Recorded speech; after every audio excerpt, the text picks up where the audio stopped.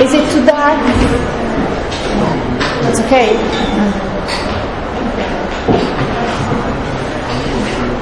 Okay.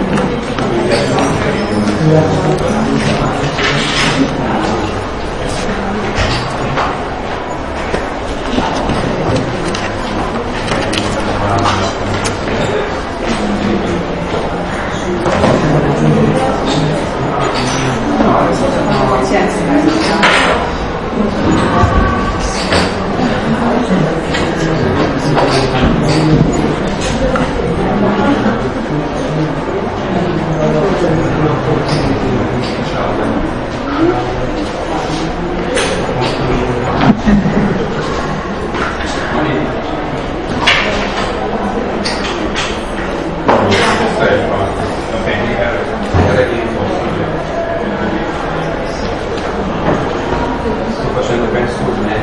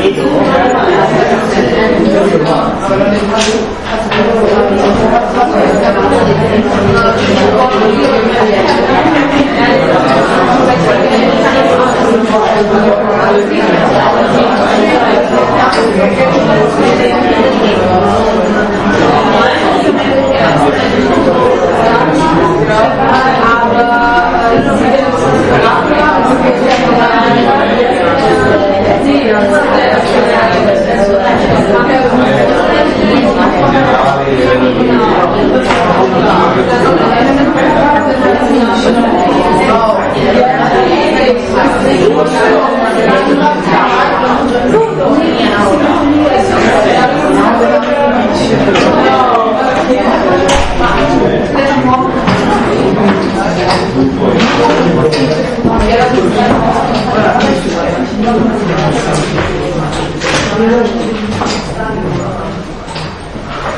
Morning.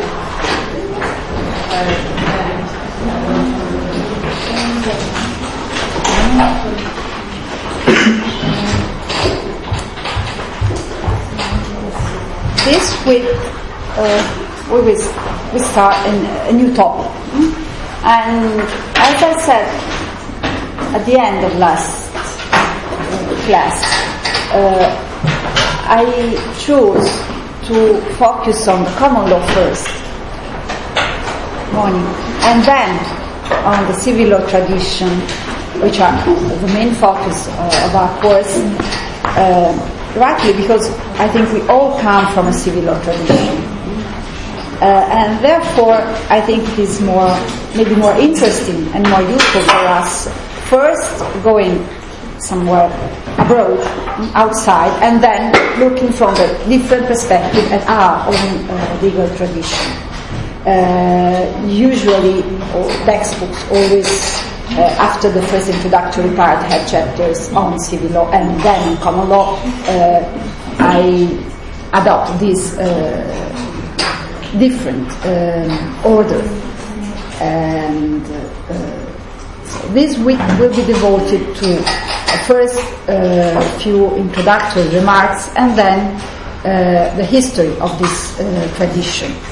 I have repeated countless times already that history is legal history is important for comparison, and therefore for every legal family, legal tradition, the first step when we try to understand the main features would be looking at its legal history in comparative perspective. That's to say, not just legal history of that tradition, but comparing with what was happening in another context at that same time. This is our perspective. First of all, the introductory remarks. The phrase common law has several meanings, not just one. And at the outset, it is useful, I think, to clarify these different meanings so that you are able to understand what I am meaning when using this phrase. Morning. The first and the easiest way, let's say, to understand these different meanings is by opposition. So, common law has one possible meaning, and that's the meaning in which we have been using this phrase until now, if you use it as opposed to civil law.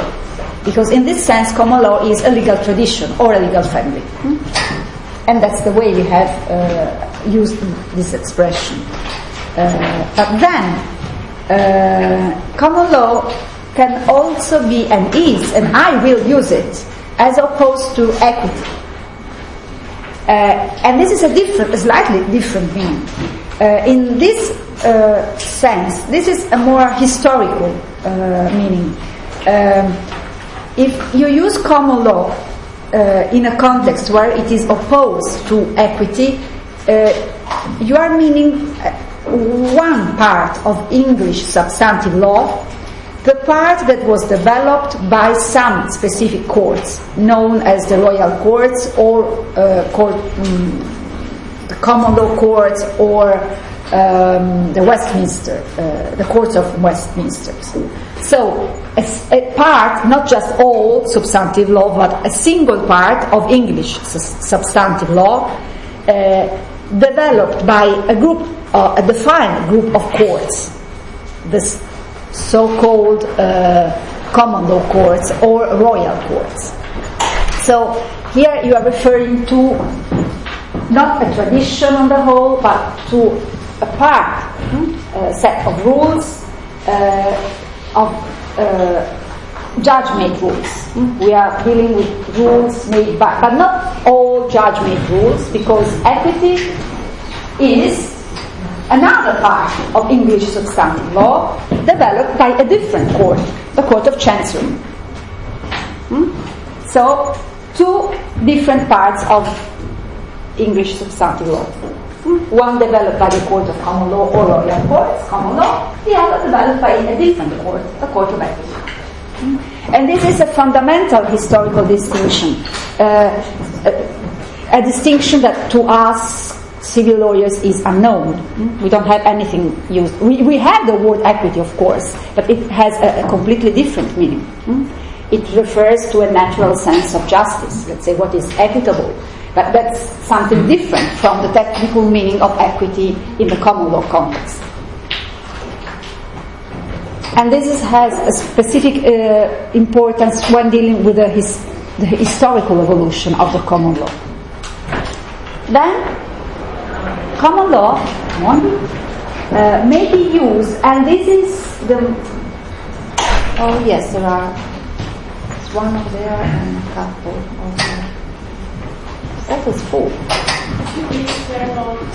Ah, okay, yes.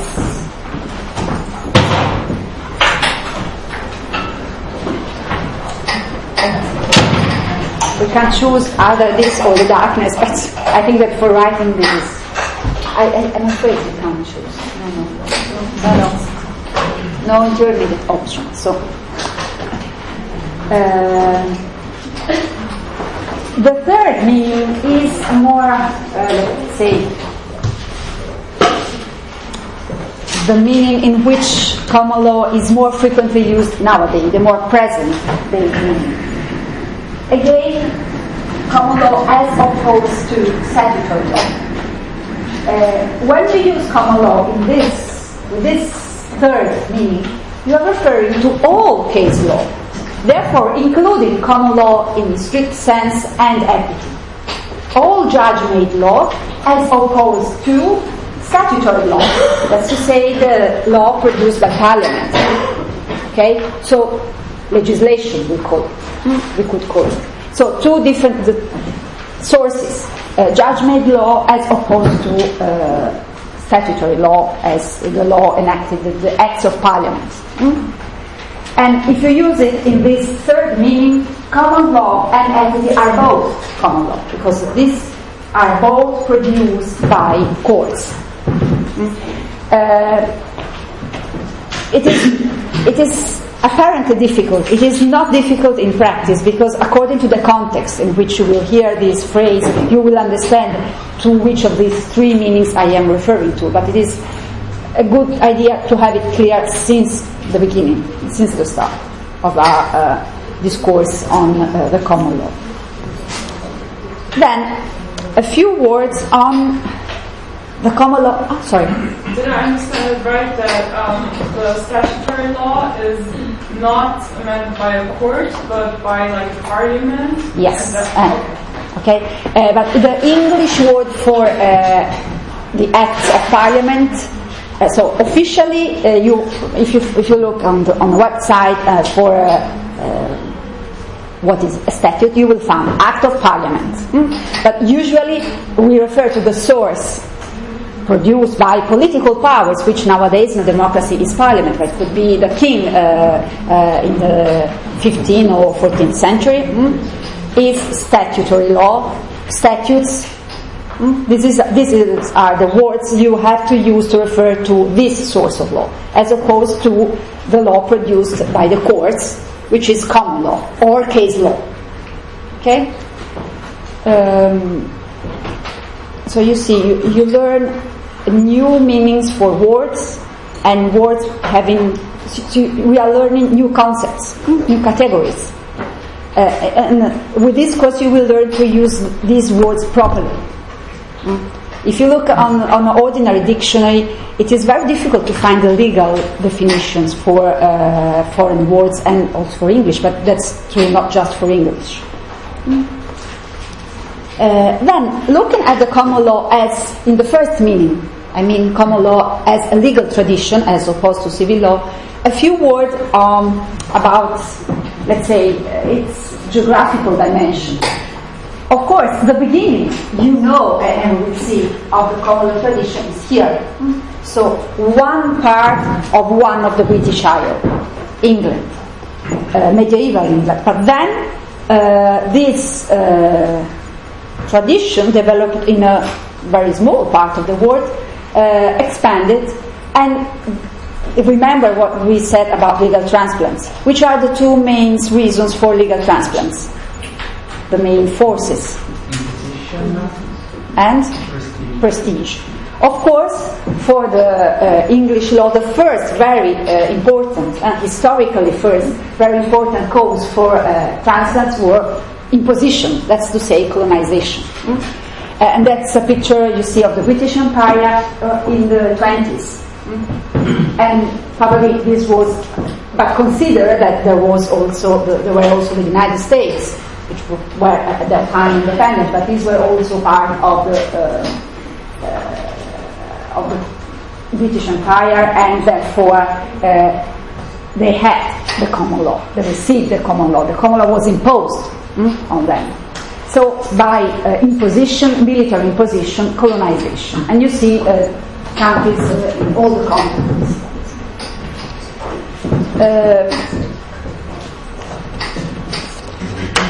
Then, you must be aware that if that pictures, the previous one, the map, shows you the expansion, the expansion of the common law was not this, had not the same impact on all the countries we have seen. The level of penetration was different, and it was different because of several factors, let's call them this way. First of all, obviously, the length of the colonial rulings. Of course, a more extended colonial ruling probably would mean a more deep reception of the common law, whereas a period where the period of colonization has been shorter, probably you may imagine that the capacity of the common law to impose itself may be reduced somehow. So it may have some influence. There has been some transplant, but less important. Then another important factor that, let's say, influenced the level of penetration is the situation in the countries colonized. If the common law found a very structured and strong legal culture that had already developed before it, obviously it found a resistance. Think of India. We will see something about India. Of course, India had a century-long legal tradition that had been developing. And Hindu law was not erased altogether. Muslim law was not erased by the British rulers. Therefore, in this context, where a sophisticated legal tradition already existed, there was an influence, there was an impact, and there were specific problems deriving from these layers of different traditions, trying somehow to coexist and mixing and producing something different, and we will try to see something about this aspect. There were other situations where, none of these lands was completely, let's say, bare, without population and without, therefore, if there were groups of people living, for example, in North America, of course they had their legal tradition, probably it was customary law. The point is that when these legal traditions were not sophisticated enough, where this population were almost destroyed and disappeared, of course the spaces for the expansion of the common law were much bigger. Partly because population were simply erased from or very strongly reduced. Partly because the tradition was not so sophisticated as to resist on the impact. If you think of Australia, of course there are still today Aboriginal, but how do you think how much of the present Australian law is influenced by Aboriginal law?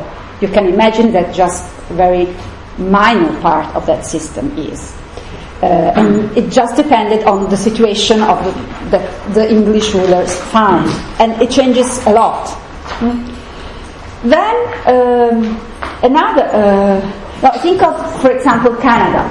Of course, the British, the common law found the French legal tradition of the French colonies, now Quebec, which was sophisticated and resisted and is still present today. But then there was also, of course, the Aboriginal people living there, having their own legal systems, which were almost completely forgotten. Therefore, just in the same place, but different traditions, different interactions, and different results. Then another element that contributed to this differentiation was the kind of relationship that was established between the mother country and the single colony. There was not one single kind of possible colonial relationship. There was a situation such as protectorate, where the influence of the British, of course, was important, but was limited to certain areas, to certain part of the system. There were other cases where, think of crown dependencies, where there was fullest control, where there was a governor. Therefore, and it is just, this is a legal point. There were many possible, even in the same geographical area, many different kinds of possible relationships. Some of them implying a stronger interference. Some others leaving some levels of autonomy, and therefore also this situation, political situation, had obviously some consequences for the pre-existing law. But it is also true, if on the one side there was this significant differentiation, it is also true that in this legal tradition there are some forces that since the beginning of the colonial experience have been working as strong elements of cohesion of the system. So I call them centripetal forces. So forces keeping things together, avoiding that all this differentiation goes too far. That's the meaning of this centripetal. First of all, the idea that the common law was the law that had to be applied in all colonies, insofar as the common law was suitable for the living conditions of the colonies. That's the meaning, the importance of this case. You see the date of the Calvinist case, 1608, so we are at the beginning of English colonial expansion. So this is a leading case because it sets a precedent that gives us the idea of the position. Therefore, in principle, the common law has to be applied in all colonies, but pay attention insofar as it is suitable for the living conditions of the colonies. And this means that in theory it may be applied, but in practice, think of the colonies, of the first American colonies in the 17th century, the living conditions were significantly different from those you could find in the mother country. Therefore, the principle was there, but the practice meant that very often common law had no solution for the problems that existed, or had solutions which were unsuitable. But as soon as the social, economic condition in the colonies changed, and the situation developed from being first settings, colonies became more structured, more stable, more wealthy, more complex. At that point, common law was something more suitable for the conditions of the colony. So, but the principle is, common law is not just something for the mother country, it's for all the British Empire. Then, the Privy Council. The Privy Council was a court, privy because its origins are in the, let's say, the private council of the king. So a group of people who advise the king in performing his functions, his duties, in exercising his powers. So originally there was this body of counselors, advisors of the king. From this original body, a specific court developed. A court whose jurisdiction was limited, let's say, we can say it was existed only for those who were not British citizens, for cases and controversies which were not connected directly with England.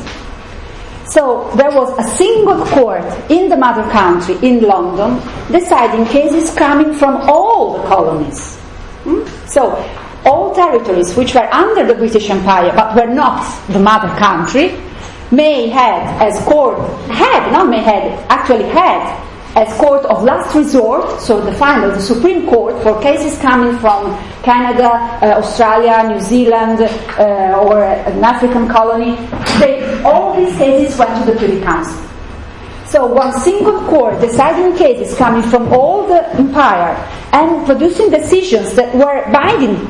Even if the case came from Canada, the decision of the Privy Council was important and was binding, let's say, for Australia or for Bahrain. So this was an important, and you know how important is having one single court applying if you have one single law, the common law, one single court applying, interpreting, developing that law for all. This is a very strong, very important centripetal force. Then, the fact that the common law was, and you are aware of this, mainly a case law, so it is developed by courts. There's one place over there, just one for you. Maybe two. The fact that the common law was a case law, so it was mainly developed by courts. Remember what we said, so English substantive law is the law developed by the royal courts, common law, the law developed by the Court of Chancery, equity, gives this system a greater openness. Courts are, all common law courts traditionally have been more open to other common law courts. Whereas looking at what happened in civil law tradition is something still exceptional. We have seen cases talking about dialogue, but this is a less frequent and more recent phenomenon. Traditionally, common law courts, being aware of their role as lawmakers and of the same role performed by other Supreme Courts of common law countries, although not bound by each other, have always considered as authoritative the decisions by the Supreme Courts of other common law countries. If you have a new case in your system, you are a court of last resort, and there is no precedent that has to be applied, the first thing that naturally a common law court does is looking not at precedents produced by other common law courts, because they have the same basis.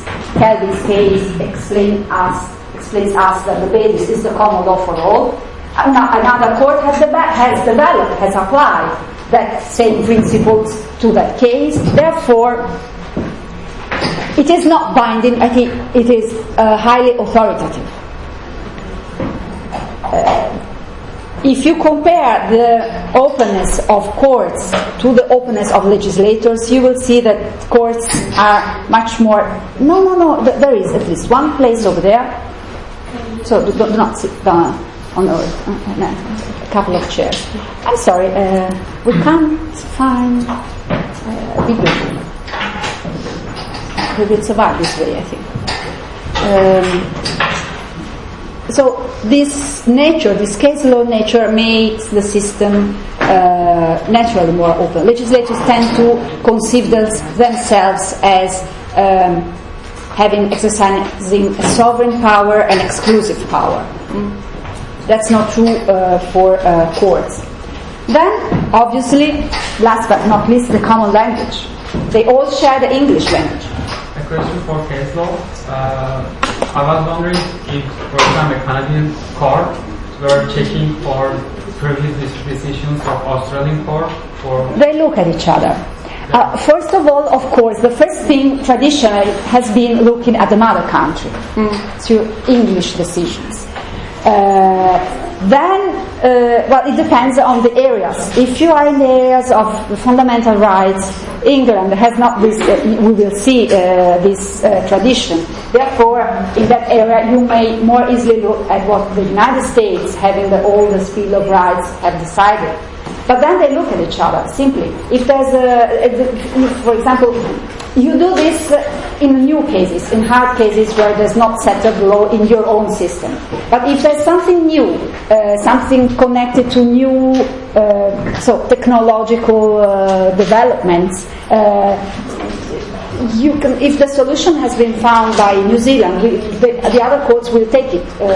From the decision of the High Court of New Zealand has highly authoritative, as authoritative as a decision of the, let's say, of the United Kingdom Supreme Court or the US Supreme Court. There's no kind of hierarchy between these courts. They look at each other and they feel that as they are all on equal footing at this level. There's no distinction. Obviously, the first thing you do is looking at the mother country. But this is, of course, they have developed the common law, probably they have already experienced it, but It is not always so, and it often happens the other way around. The English looking at what the colonies have done, and not with the idea that we are the mother country, you are the colonies, as inferior somehow. At this point, they feel they are both all on the same level.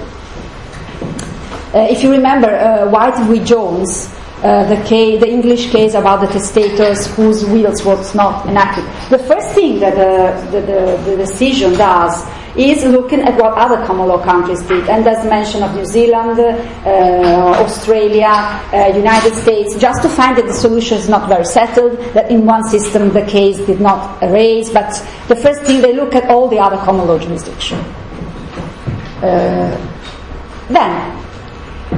the other source for this expansion of the common law is, of course, prestige, and a supposed, I would call, alleged greater efficiency of the common law. And of course, if you look at this side of the expansion of the common law, the leading role is the role of the US.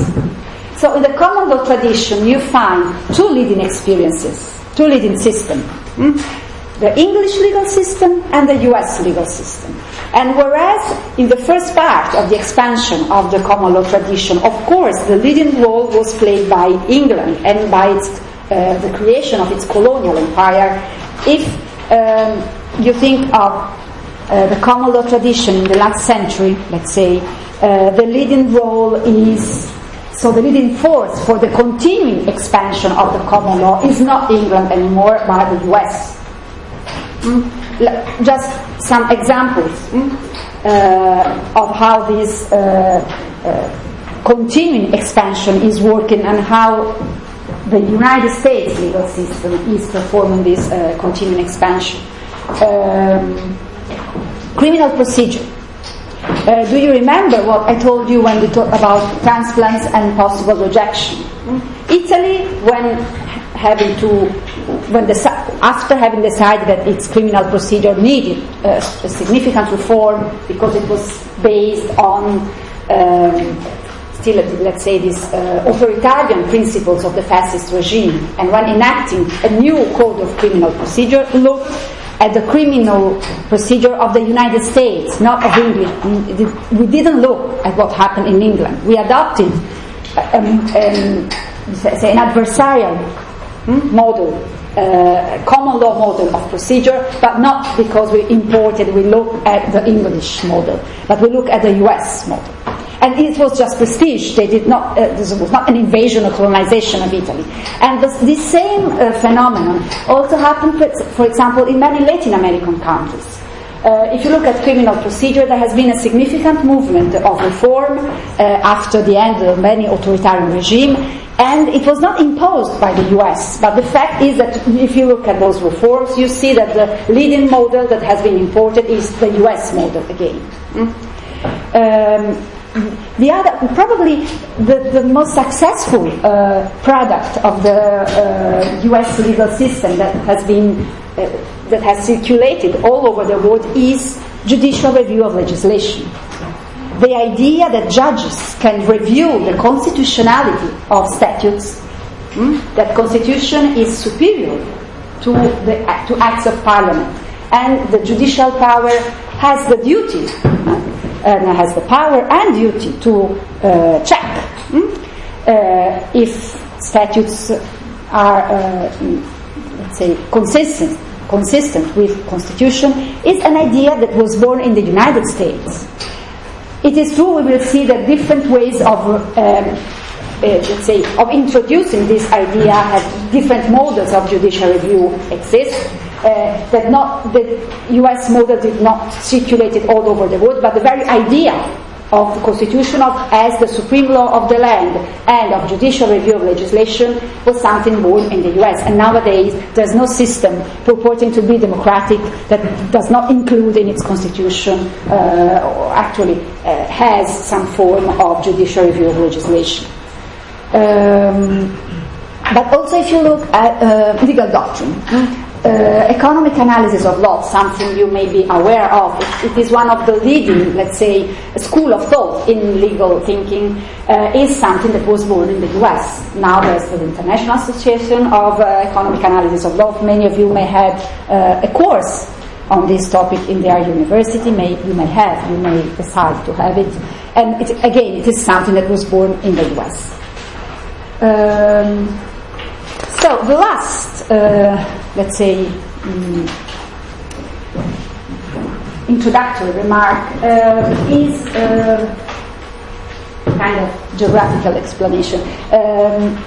We tend to use the word English, British, England, UK in ways that are not correct.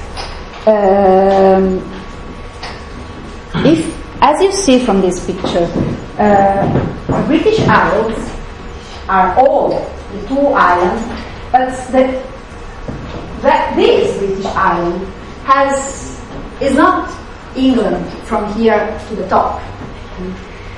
And these borders are significant because Scotland has a different legal system. It is not the English legal system. And that's true also it is becoming true also for Wales somehow. So please be aware that whereas Wales was united to England rather early in history, you see the first part of the 16th century, and it has started developing its own legal system only after the evolution of the end of the past century. Therefore, we can use the English legal system in order to refer to England and Wales altogether. The correct form would be English and Welsh legal system. We never use this form, and we use English. But when you use the adjective English, be aware that we are referring just to the legal system of this part of these British islands. Great Britain, which was the result of the union of England and Scotland, came much later, 70. So you can't talk of the legal system of Great Britain, because Great Britain has two different legal systems. Scotland is different. Do you remember, Scotland is a mixed legal system, where there was a civil law basis and then a common law basis, but it has a different set of courts, a different system of sources, not just simply different substantive rules. In some cases the rules may even be the same, but the legal system altogether is different. The history, the way, the mentality, the court system.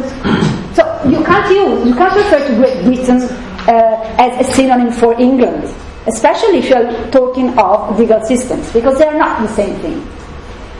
Then United Kingdom is something still different, because it is England plus Scotland plus the part of Ireland which is not independent nowadays. But again, even Northern Ireland, which is part of the United Kingdom, has a different, it is a common law system, it's not a mixed legal system, but it is separate and different from the English legal system. It has its own sets of courts, legal professions. It is a common law system, therefore the similarities are much significant, but it is something else. Then, if just to be complete, be aware that there are 3 small islands known as crown dependencies.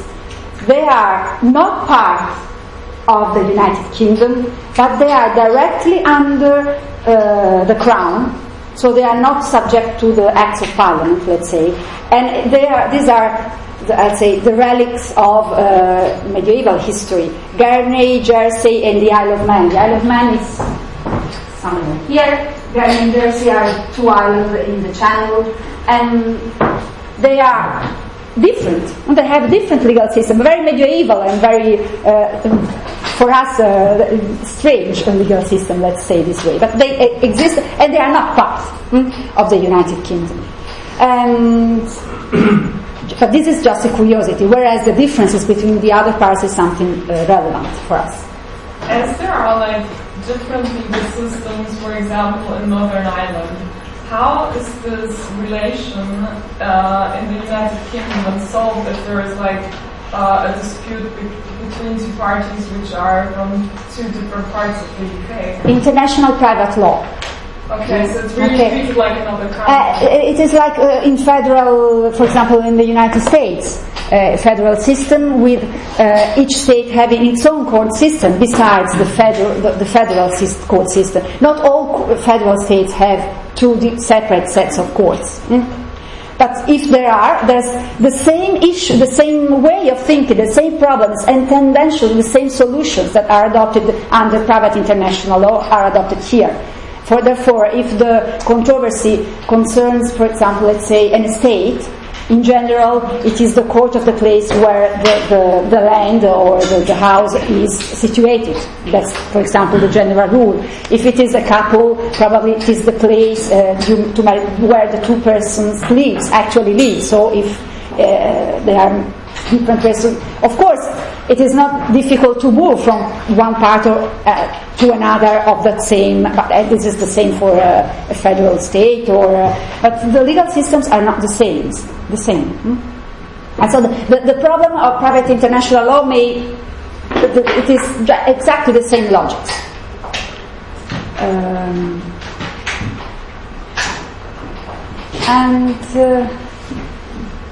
I think these are all the boring but important things to be said at the outset. So if you don't have further questions, I will move to, let's say, the origins of the common law tradition.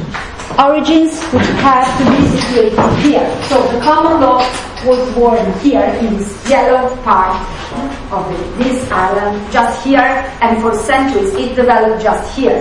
Then it gradually expanded. So the beginning was there.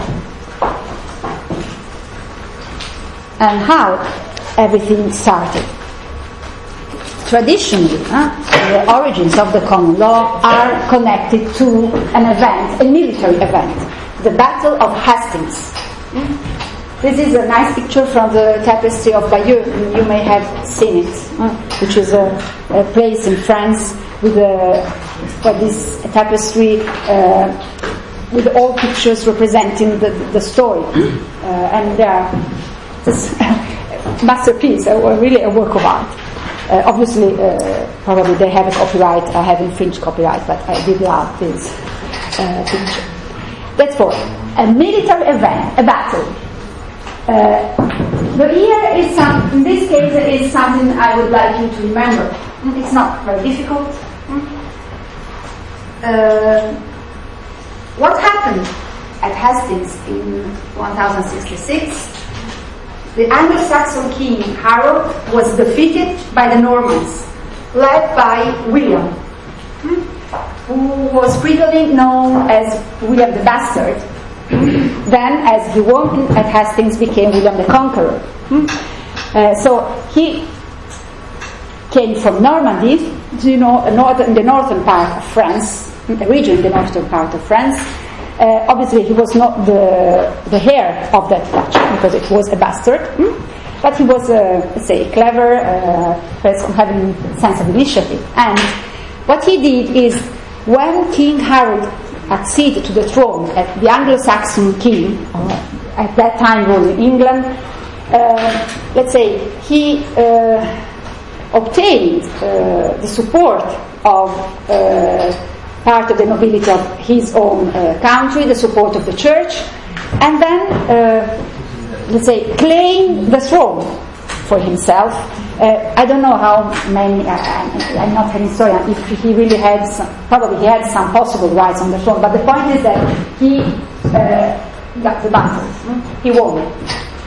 And therefore the Normans became the rulers of the former Anglo-Saxon kingdom. Do you know or do you remember what is traditionally considered the event that gave rise to the civil law tradition? If you think of the origins of the civil law tradition, in what what was the conventionally the fact that gave rise to the civil law tradition? You mean the fact to accept the law of the king, right? Civil law are continental tradition. But the Roman law, the Justinian, which was developed by scholars in a university.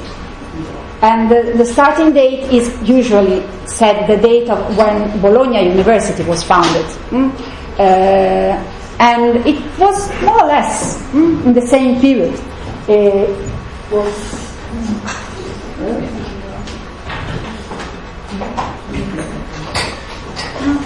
1088.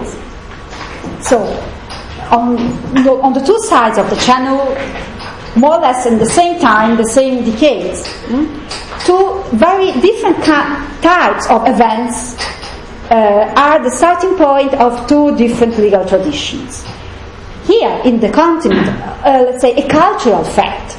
A person claiming to be expert in the law, Ignatius, and teaching the law on the basis of the Corpus Juris Civilis, the Justinian compilation. On the other side of the channel, one person claiming to be the king, defeating the former king, and after this battle, becoming the new ruler of the country. So a political event as opposed to a cultural event. Remember this. Another very important thing I would like you to remember. A defining feature of the common law tradition is continuity. Since the Battle of Hastings, 1066, the common law tradition has been developing until today without breaks. Therefore, if it is true in general that history is important for legal comparison, this is more true, if I can say this, for the common law tradition. The fact that there have been no breaks, no revolution, no change in the landscape of the sources of law. What happens in our legal tradition in the 19th century with codification, and we will see this, but please remember these differences. This has as a result that if you want to understand some features of the present 21st century common law, sometimes you have to go back to this medieval, very geographically limited experience of in medieval England. So a continuity. The common law has known a gradual development over centuries since this event. Whereas us, civil lawyers, experience as a tradition, of course, a moment of break, a significant change. There's a moment when we have before and after. If we want to describe our civil law tradition, we must say before the revolution and the codification things were such and such. After codification things changed and they became what we know today. This cannot be said of this legal tradition. Therefore, continuity and the importance of legal history are two important ideas that you must keep in mind. Then, why the Battle of Hastings and the Norman conquest was so important? The Normans established a government which was, on the one side, they did not erase what they found. The Anglo-Saxon had developed a set of institutions. They had, under the Anglo-Saxon rule, local customs had developed in the country. Here again, an old picture of Norman England, just to show you the borders. Not Scotland, nothing to do with Scotland. Be aware that Normandy was under the same rule, and also other territories in southern France. So the part in pink, let's say, was the Norman state. The yellow part is the part that was conquered afterwards by subsequent kings. So the Normans mainly retained what they found: institutions, pre-existing institutions, pre-existing law, which were mainly customary law. Okay. For example, they kept the administrative divisions of the country. The Anglo-Saxon kingdom, was divided in shires and hundreds. Each shire was then divided into several hundreds. So 2 levels of local and they just kept what they found, what the Anglo-Saxon system had created. And shire and hundreds had their own courts, local courts, and the Normans initially kept this court. There were this court under the Anglo-Saxon, under the Normans they continued to exist. So local courts connected to territorial divisions that they inherited from the Anglo-Saxon kingdom. And these courts applied local customs that had been developing until that moment. Okay? So from one side you see no change. But the Anglo-Saxon, the Normans did actually change some important aspects of government, and these changes were more important than the fact that they preserved some features of the old tradition, because these changes were the basis for the development of the common law. Okay? Therefore, what existed previously in these new settings actually was dramatically changed or disappeared, and we are going to see. I'm going to explain this. So remember that there was not a complete break and let's erase everything that existed before us. But 2 very important features are to be explored now. 2 features of this new Norman government. The Normans created an unusually for that time centralized and unitary structure for government. Centralization is the catchword. Centralization. London, the center where the king is particular. If you compare to what was happening at the same time all over Europe in other political entities, you see very important differences. And the other important feature is a bureaucratic mentality that was a defining feature since the beginning of this kingdom. And I'm going to explain these 2 features a little bit further. And then we make a pause. Let's see. Centralized and unitary structure. First feature. What this means is that, on the contrary of what was happening in the continent, in continental Europe, there was no full feudalization of public functions. What's the meaning of this expression? The power was not completely devolved to feudal lords. The king kept some powers. Of course, also the Norman state was a feudal state. The only form of government known in Western Europe at that time was the feudal system, of course. But this was a slightly different feudal system where the king always kept some powers. So, centralized structure, because not all the powers were devolved to the feudal lords, but some powers were kept by the kings, the Norman kings. And that's an important difference if you compare the situation of the Norman kingdom to the situation of contemporary political entities, states, kingdoms, or whatever else in continental Europe, where this feudalization was complete. The kings or rulers devolved all the power together with the land. And a sign of this different way of organizing the state is this event. Salisbury is a city in southern England where King William the Conqueror, convened in 1086, so it was a long-living king.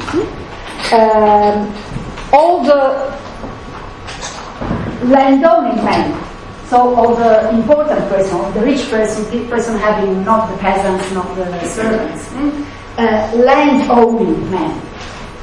So all the people having a slice of land and therefore a slice of wealth and power. They were all convened in that place, Salisbury, also not and they all had to swear allegiance to the king, this oath.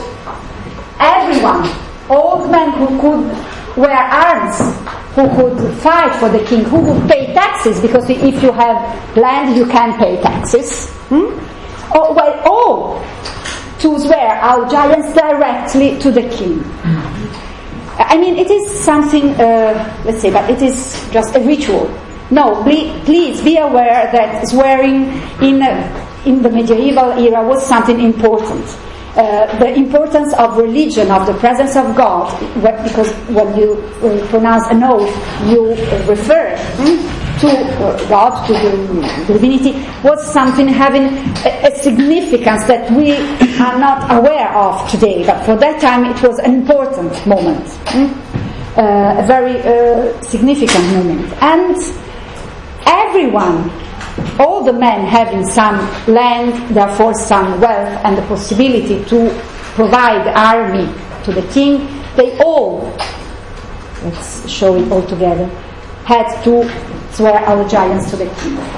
This means that the king could ask, if I say this, I was there in Salisbury and pronounced that oath, afterwards, if the king needed some army in order to fight a foreign enemy, or if there was a rebellion within, I had to fulfill the obligation that with my oath I had undertaken. And this oath was made by all possible feudal person having a feudal link with the king. Therefore, the English feudal pyramid was something different from the one you could find on the continent. On the continent, both for land and military service, only the great, let's say, landowners, the lords, had this connection, this, let's say, kind of contract with the king. Whereas then, what in the English language are the tenants-in-chief, so those who received their land and their title directly from the king, they, in turn, established new, smaller, of course, feudal domains, and there was, again, let's say, a relationship between these tenants-in-chief and sub-tenants, smaller lords, smaller landowners. But in the continent, these second level, let's say, feudal lords, what here are labeled as knights, they were sub-tenants because they were tenants, because they received their land not directly from the king, but from the tenants-in-chief. In the continent, they received their land and they owned their allegiance only to their lord. Therefore, if the king needed the army, needed money, he has to request his lords, and then they, if they wanted, could give him money or army. In the English legal system, in the English feudal system, the king could ask all his lords, tenants and sub-tenants, to give him military support if needed. This meant that the lords were less powerful, because the king did not depend on them to obtain military help if needed. They did not control all the military and all the taxes. The king had kept some powers and the tools, the means to enforce his powers. It was not simply that he had powers. He had the possibility to raise money and to raise the army to enforce his powers, his will. And this is something unusual that you don't find on the continent. Actually, what William did was that he took all the land and he gave it to his followers, because as a reward for the fact that they had been supporting him during this battle. What happened is they were kind of pirates, let's call it this way. They were people without their home. Those who initially followed William were people that had no, the succession rules at that time provided that only the first son inherited all the estate of the of the family. Therefore, second, third, and other child had not their own source of wealth. So they were usually their career was a career in the army. And then these people fought for William, and then they obtained slices of land. So he fought for having nothing of his own to give to his followers, but then he won the battle, so he was able to give something as a reward. Therefore, the king theoretically was the lieutenant-in-chief, meaning that all the land belonged to the king. So he took all the land, and the present law of property that you can find in common law systems is a result of this very old fact. There's not our civil law idea of property as an absolute right. Because the absolute owner of all the land today, theoretically, of course, no one thinks, and since the 13th, 14th century, no one thought, since at that time, that the king actually, materially, was the owner of the land. But theoretically, all the land belongs only to the king. So our civil law idea of property can be applied only to this situation. Then the king, through contracts, because feudal contracts, divided this land in several portions, gave it to the Normans who had helped him. So there was this level of nobility was made of people coming from Normandy, from France. So French-speaking ruling class. And then, in their turn, they established these other sub-tenant, sub-feudal links. And the Norman kings were also tried not to create too big estates. So the land-owning men who swore the oath, they were like the followers of the king. In principle, the lords, yes. Okay. The knights, maybe it may not be so. The number were not so big. But if you look at the names of the lords in the first decade, in the first centuries of English history, you always see French names. So the most important persons were all French. So the old Anglo-Saxon aristocracy was, together with the king, was erased, was deprived of her powers. Whereas if you look at the lower levels, the things could be different. And what I was saying is that in addition to creating this direct link with all the knights, with subtenants, in order to keep central power, the king tried to create estates for their lords, for the tenant-in-chief, which were not too big. The king wanted to prevent the situation of lords becoming, of one single or couple of lords becoming too rich, too powerful, and therefore able to oppose and challenge him. And do remember that the Norman kings for centuries also owned, as feudal lords, some territories in France, on the continent. And from those territories they could get money, they could get army. So they were in a strong position, because they had this availability of their own English army, and they could also obtain from the continent help if needed. And they tried to create a situation where the lords the kings needed the lords, but they didn't want them to become too powerful and challenge them. And they devised some solutions in order to attain this result. Bureaucratic mentality and then pause, okay? The other feature of this Norman government.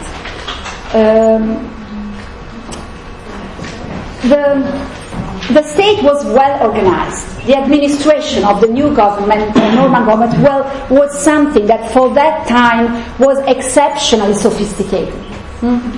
And the typical example that is offered, as to explain the meaning of this and how sophisticated the system was, is the fact that in 1085, so again William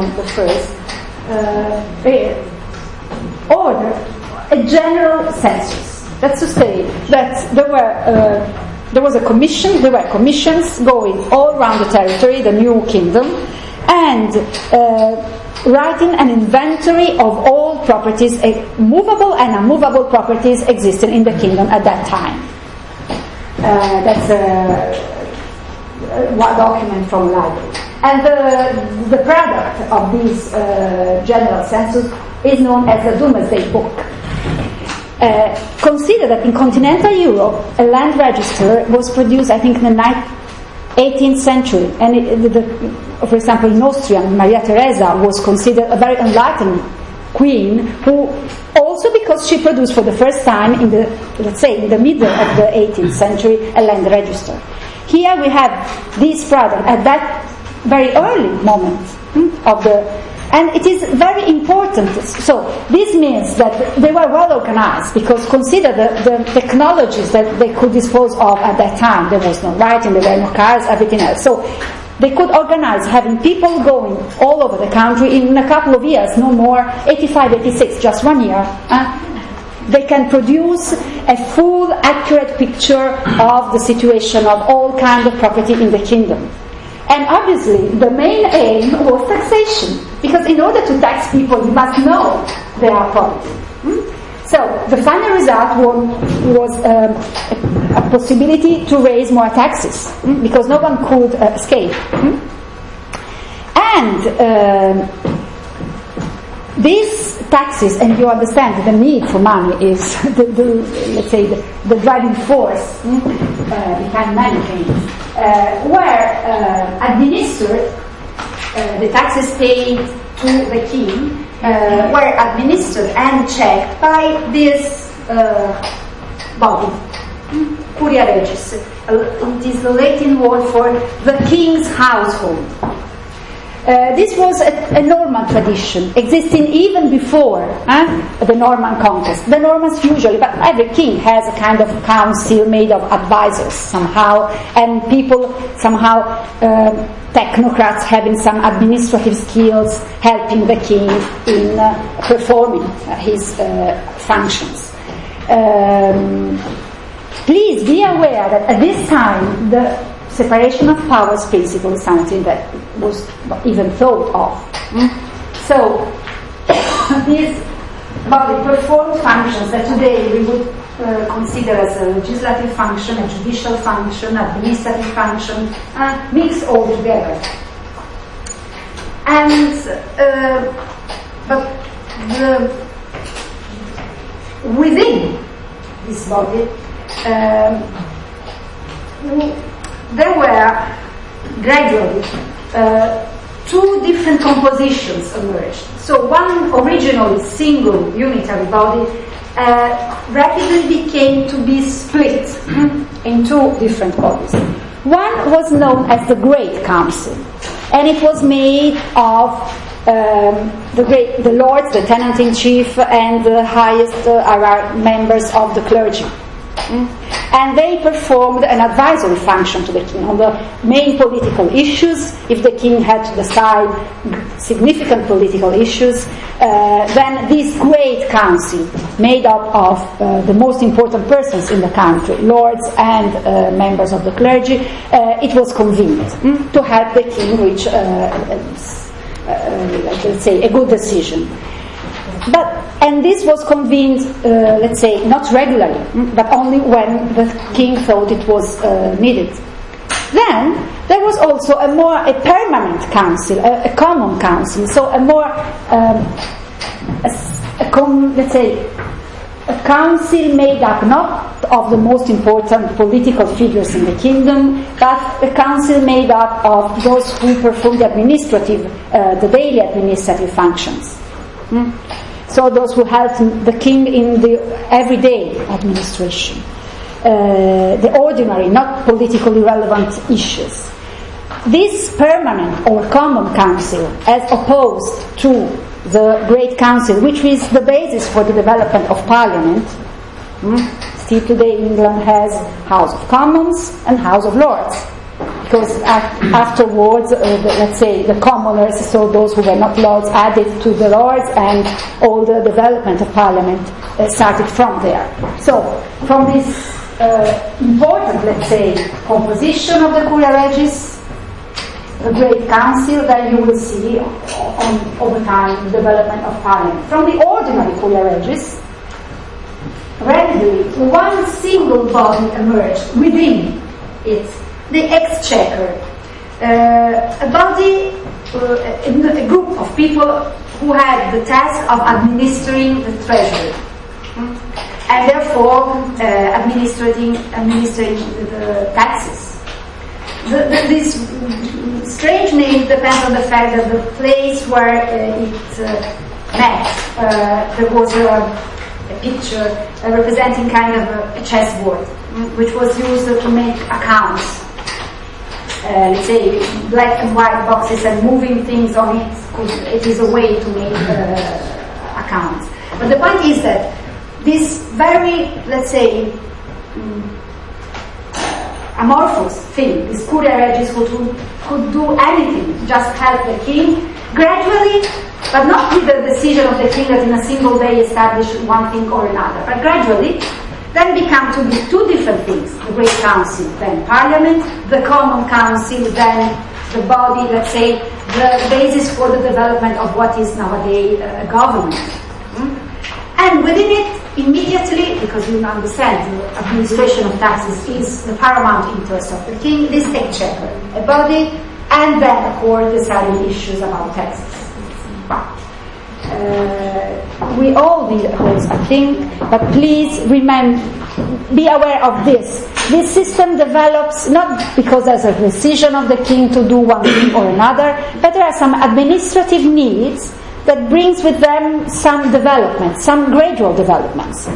This is a fact with a date. This is not a single event with a date. It is a process, a gradual evolution bringing a significant administrative result. And now we all deserve our pause. Okay. There was someone who asked me the test, the self-evaluation test. Okay, so I have it in my room. I'm going upstairs and bring it to you.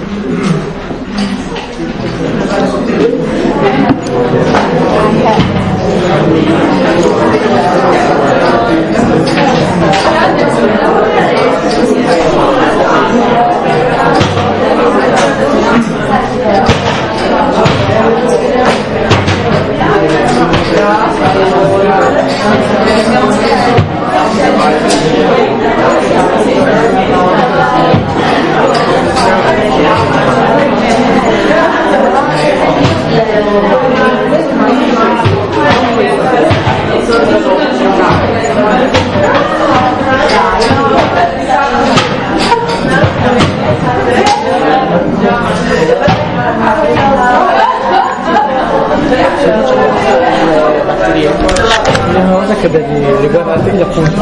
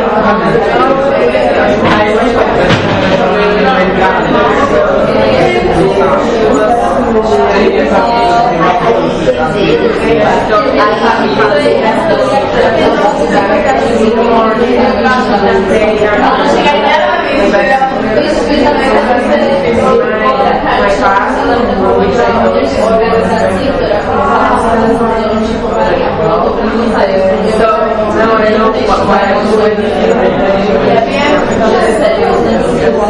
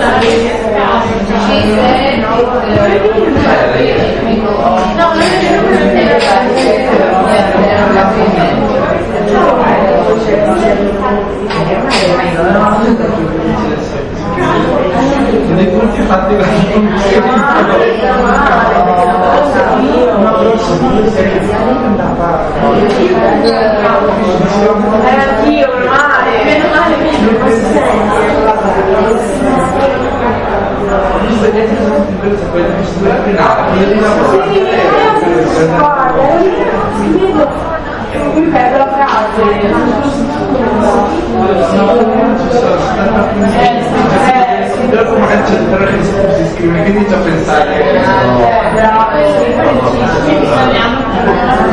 adesso che la scappa, la tedesca.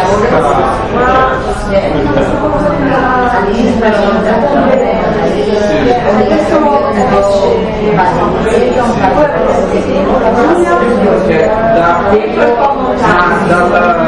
si deve nasce da un lato inglese, anzi, dall'altro next,